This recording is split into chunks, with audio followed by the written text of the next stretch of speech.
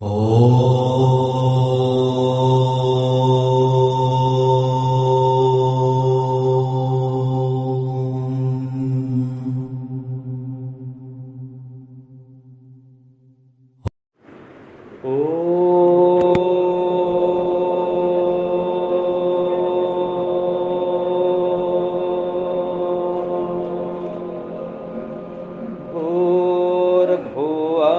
स्वः तत्सवितुर्वरेण्यं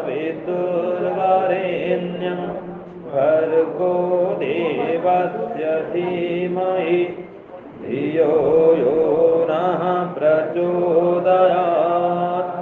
ॐ स्वस्ति पन्थामनुचरेम सूर्या चन्द्रमसाविव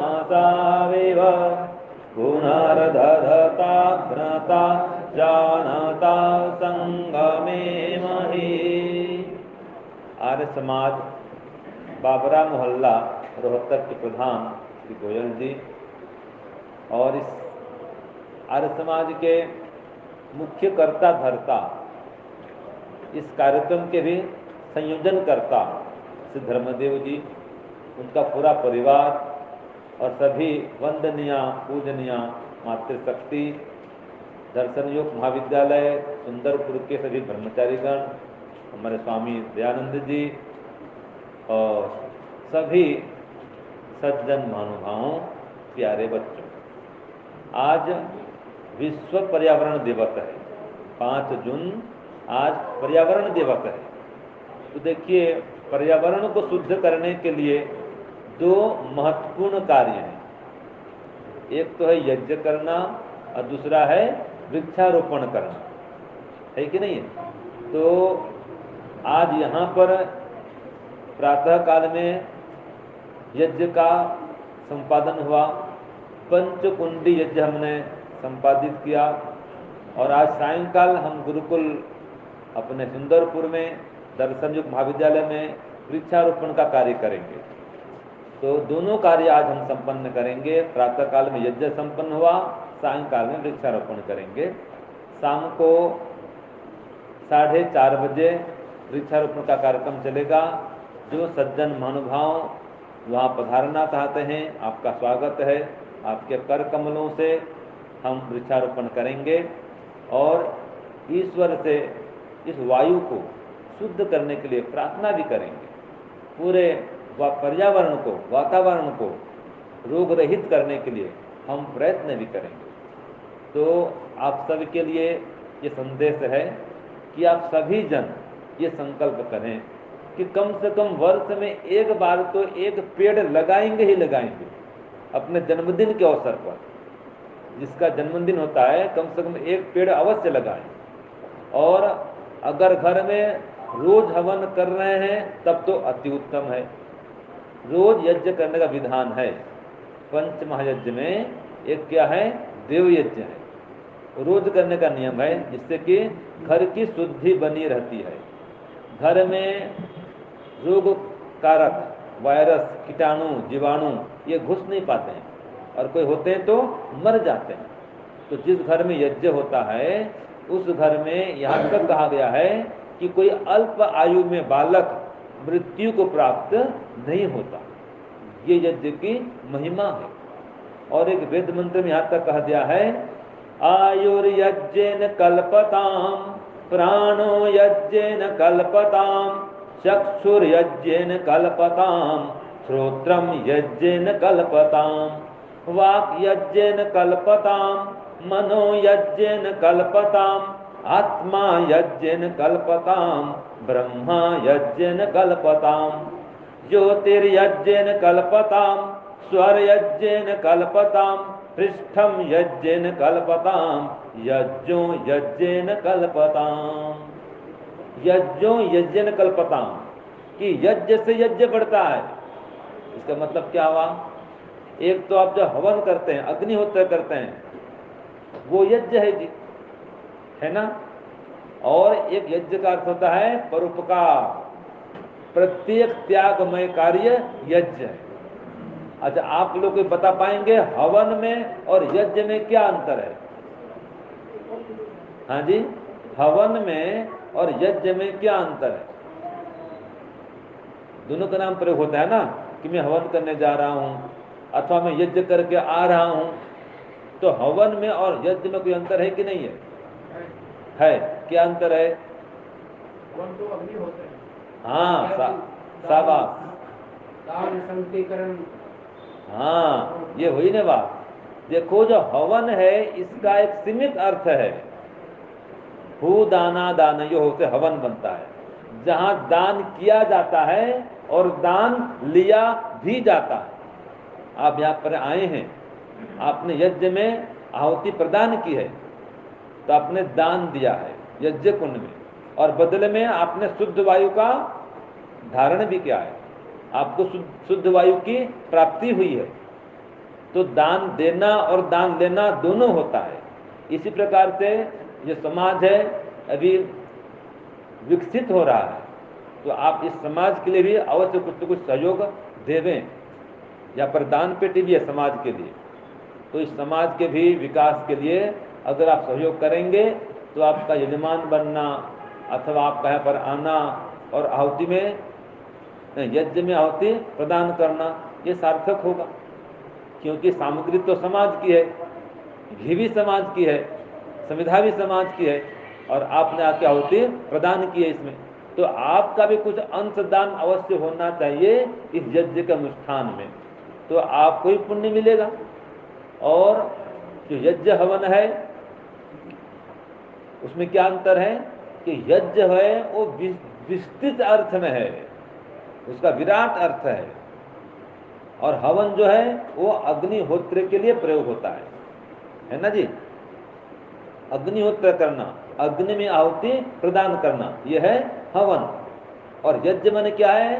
दान, संगतिकरण और देव पूजा, और प्रत्येक त्यागमय कार्य, प्रत्येक परोपकार का कार्य, वो सब भी यज्ञ कहलाता है ना जी।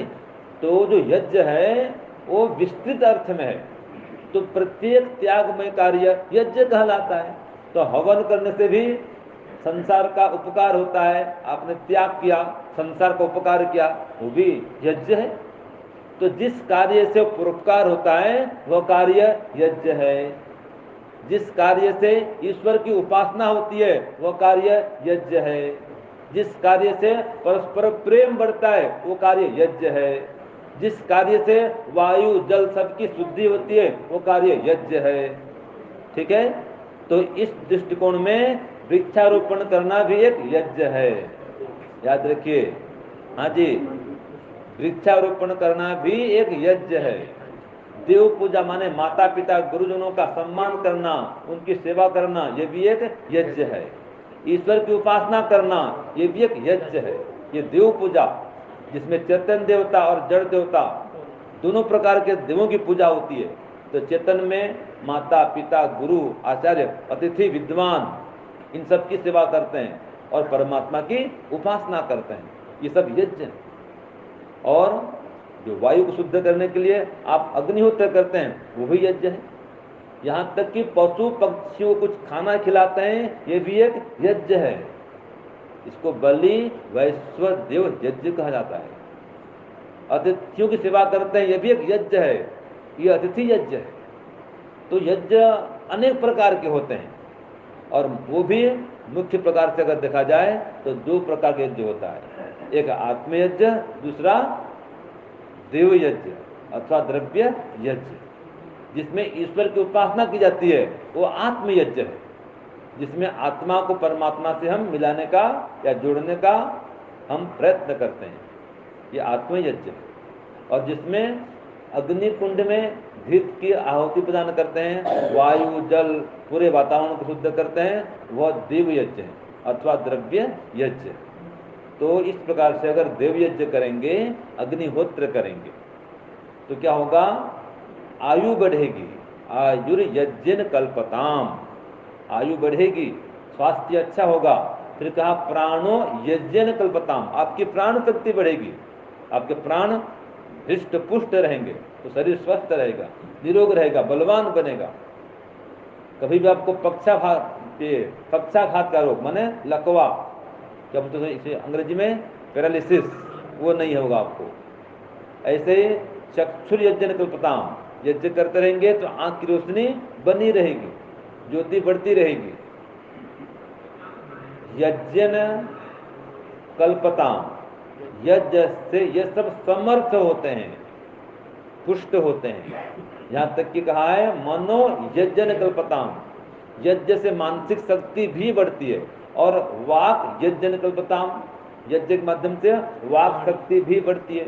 वाणी में ओज तेज इन सब का संचार होता है, तो इसलिए यज्ञ करना ही चाहिए। तो कहा यज्ञो यज्ञ कल्पताम, इस भौतिक यज्ञ से आध्यात्मिक यज्ञ का भी विकास होता है। जो अग्निहोत्र करते हैं इस यज्ञ के माध्यम से संसार भर का उपकार होता है। इसलिए कहा है होता है सारे विश्व का कल्याण यज्ञ से, होता है सारे विश्व का कल्याण यज्ञ से। जल्दी प्रसन्न होते हैं, जल्दी प्रसन्न होते हैं भगवान यज्ञ से, होता है सारे विश्व का कल्याण यज्ञ से, होता है सारे विश्व का कल्याण यज्ञ से। तो सारे विश्व का कल्याण यज्ञ के माध्यम से होता है। इसलिए हम यज्ञ में भाग लेना चाहिए और अपने घर को भी यज्ञ मंदिर बनाना चाहिए। तो संकल्प करें, आज पर्यावरण दिवस है, पर्यावरण को शुद्ध करने के लिए हम अपने घर में यज्ञ करना आरंभ करें और कम से कम एक वृक्ष का रोपण करें, एक पौधा लगाएं। ज़्यादा कुछ नहीं है तो एक गमले में एक फूल का पौधा लगाएं, तुलसी का पौधा लगाएं, गिलोय लगाएं। ये सब कैसे हैं जी? औषधियाँ, रोगनाशक पौधे हैं, ये औषधियाँ हैं। तो घर में तुलसी हो, गिलोय हो, और आजकल कहते हैं एलोवेरा, इसको बोलते हैं हिंदी में ग्वारपाठा, घृत कुमारी, वो हो। तो ऐसे ऐसे जो रोगनाशक पौधे हैं वे हमारे घर में होने चाहिए। तो परमपिता परमात्मा से प्रार्थना करते हैं कि आपके अंदर यज्ञीय भावना विकसित हो, आप परोपकारमय जीवन बनाएं, और जितना अधिक आप परोपकार करेंगे आपका जीवन उतना अधिक सुखमय होगा, आपके ऊपर परमात्मा के आनंद की वृष्टि होगी, परमात्मा की कृपा दृष्टि बनी रहेगी। इसलिए अपने जीवन को यज्ञमय बनाएं, परोपकार बनाएं, परोपकारमय बनाएं। दान से, धर्म से, सेवा से, परोपकार से अपने जीवन को सुगंधित बनाएं। इतना कहते हुए आपके सबके उत्तम स्वास्थ्य और दीर्घ आयु की कामना करता हूँ। ओम शांति, ओम शम। सबको सादर नमस्कार।